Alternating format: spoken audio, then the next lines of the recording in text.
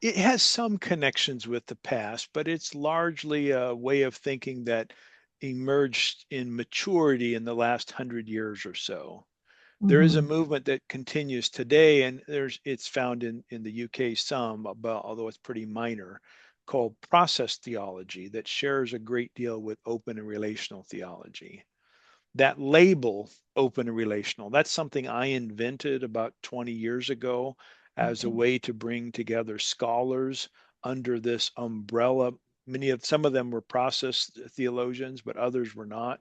But Hmm. under an umbrella of things we shared in common so that we Hmm. could collaborate in more meaningful ways.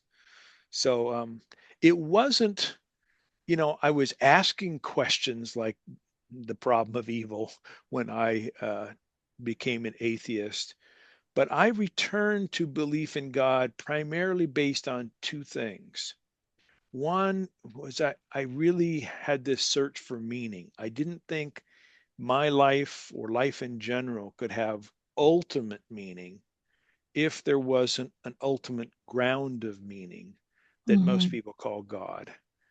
And the other was the love stuff that we've talked about. Like I had these intuitions that I ought to be a loving person, that love in some sense was really the answer, that um, and I couldn't make good sense of those intuitions by, evolutionary psychology alone or environment or whatever.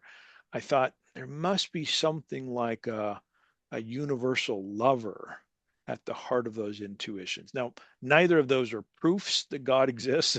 So again, I'm not absolutely certain even to this day that God exists, but those two things led me back into the journey of kind of constructing. I want to say reconstructing, but it was either constructing or reconstructing a kind of view that I now find plausible, but I'm not certain about.